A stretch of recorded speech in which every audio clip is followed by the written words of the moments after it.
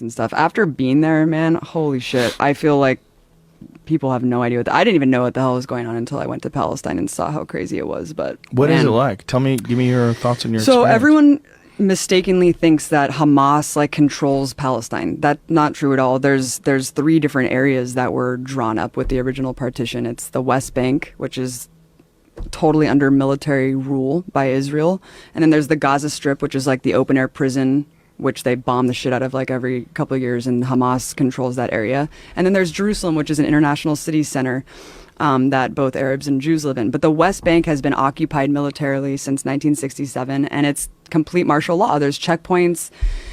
All political parties are illegal. You can't, having a gun is like the least of it. You can't hold a flag. You can't belong to a political party. You literally can't do shit if you're a Palestinian. You just have to sit there and submit.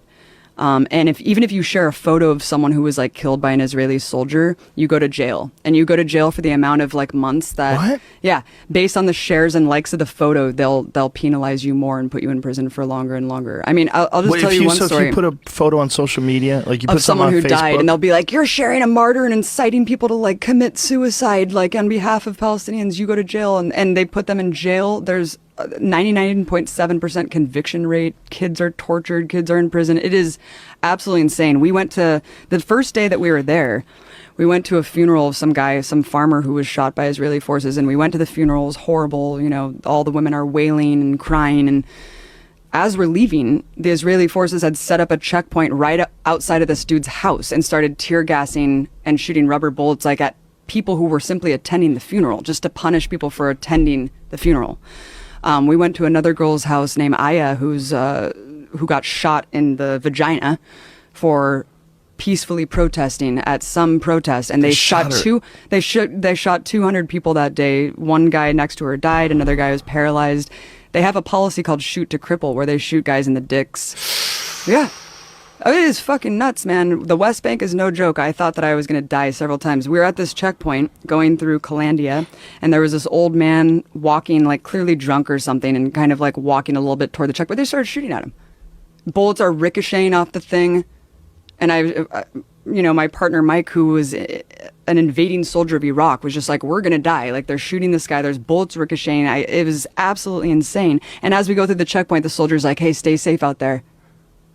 And I was like, yeah, when you guys are arbitrarily shooting people. And the person who was driving us had just told us that a couple months prior to that, some woman, Palestinian woman, because you can't go to Jerusalem. Like, if you're Palestinian, there's like barely any Palestinians who are even allowed to go pray at the most holy site, the Dome of the Rock in Jerusalem. You can't go to the beach. You're just completely constricted in a prison, and you can't travel. And he was just telling us that months before we went through this checkpoint, someone was going through the checkpoint because they got a permit to go into Jerusalem, which is like a lifetime golden ticket, like Willy Wonka.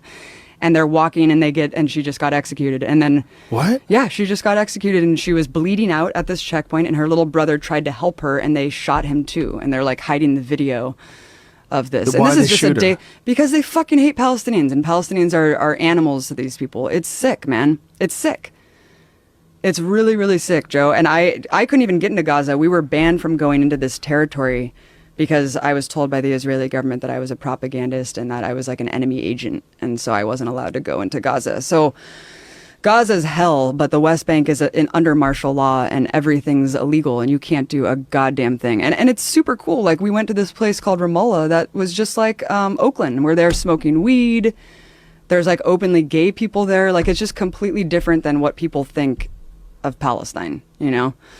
People think of it as just a bunch of people with turbans on blowing themselves and up. Hamas is like, yo, you elected Hamas. And like, well, Hamas doesn't want Israel to exist. It's like, well, actually, Hamas is controlling this one area for a reason, because it was built as this surplus when Israel was created. Millions of refugees were put miles away from the homes that they were ethnically cleansed from and put into refugee camps in Gaza. And when the Israeli military wanted more and more land, by the way, all settlements in Israel are illegal.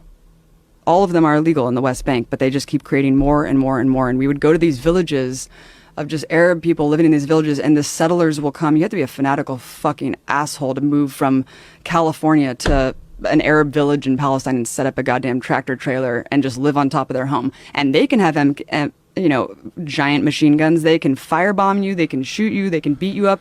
They're protected by the state. You can go with a tractor trailer, set up a home. The state immediately runs a water line, a power line, and a military outpost to protect you. And the Arabs are just sitting there waiting to get killed or attacked.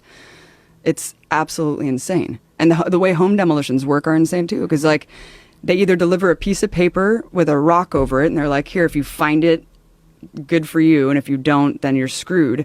And that's if you're lucky. If you're not lucky, your home will be invaded by settlers, and you'll be forced out of your home. There's videos of this all over the internet of like groups of settlers going in and literally taking over Arabs' homes, and then they just are forced out.